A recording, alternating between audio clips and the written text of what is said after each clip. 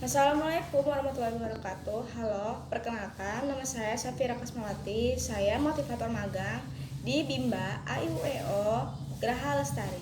Saya akan menjawab pertanyaan kurikulum dasar kedua. Pertama, individual system. Individual system merupakan proses belajar yang berpusat pada anak sebagai subjek belajar. Anak berperan aktif di dalam proses bermain sambil belajar. Nah, mengapa pendekatan yang dilakukan harus individual system? Agar kita mengetahui apa yang diinginkan anak. Pendekatan ini juga dilakukan sesuai dengan keadaan masing-masing anak. Nah, tujuannya adalah agar proses belajar dapat dilakukan secara bertahap, small step system.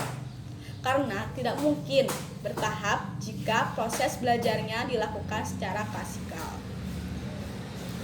Nah, di Bimba, murid dan guru memiliki peran masing-masing. Peran guru sebagai fasilitator atau tempat untuk memberi arahan dan motivasi belajar bagi anak.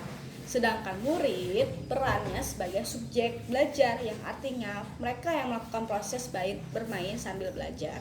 Nah, bedanya metode individual system dengan classical system adalah individual system menggunakan metode pendekatan pada anak dan memfokuskan anak sebagai subjek belajar, serta guru sebagai fasilitator. Sedangkan classical system, kegiatan belajar mengajarnya dilakukan dalam waktu kegiatan yang sama dalam satu kelas. Nah, cara yang dilakukan agar motivator dapat melakukan pendekatan secara individual system yaitu motivator harus mencari tahu kesukaan setiap anak didik. Motivator harus mempelajari dan mengenal karakter anak. Selanjutnya,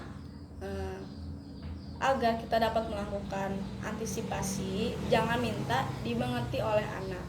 Kita yang harus bisa mengerti dan memahami mereka. Berikan mereka reward atau evaluasi setiap saat agar anak tetap senang dan semangat dalam melakukan kegiatan pembelajarannya. Nah, dampak yang terjadi bila melakukan individual system, pertama, kita lebih mengenal dan mengetahui karakter anak. Kita juga dapat mengevaluasi secara maksimal pemahaman anak dalam belajar. Nah, kalau dampak yang terjadi bila pendekatannya secara classical system, tentunya kita kurang dekat dengan anak. Kita juga kurang mengetahui tentang karakter dan kemampuan anak. Lalu kita juga tidak terlalu fokus dalam memberikan motivasi terhadap mereka. Selanjutnya, mengenal tentang variation skill. Variation skill merupakan kemampuan yang harus dimiliki oleh motivator untuk memvariasikan aspek pembelajaran dan kegiatan pembelajaran. Mengapa kegiatan belajar harus divariasikan? Agar anak tidak jenuh, tidak cepat bosan, dan lebih memahami suatu pembelajaran. Nah, tujuan yang dicapai dengan memvariasikan kegiatan adalah agar anak tidak merasa bosan, semakin tertarik, bersemangat, dan antusias dalam melakukan kegiatan sambil belajar.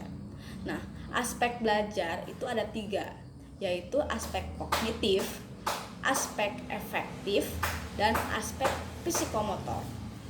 Kegiatan yang termasuk aspek kognitif adalah kegiatan berpikir, yaitu kegiatan membaca dan menghitung.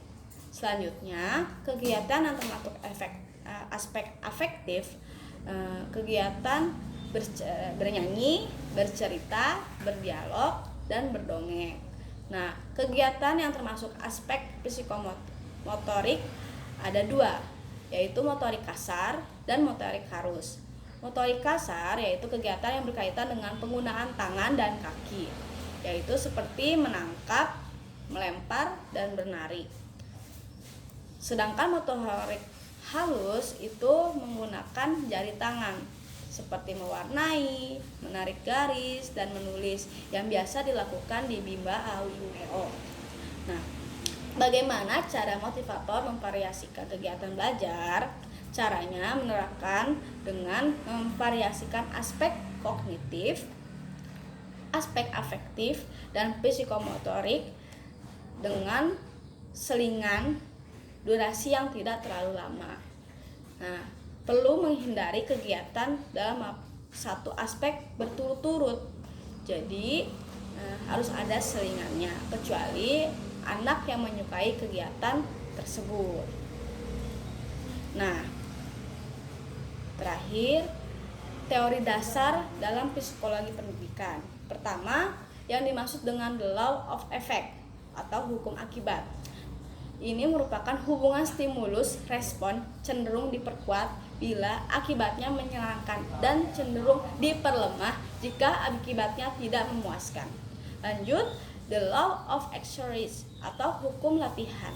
Koneksi antara stimulus dan respon akan menguat apabila keduanya digunakan, namun bila koneksi antara stimulus dan respon akan melemah manakala praktik hubungan dihentikan jika ikatan neural tidak dipakai.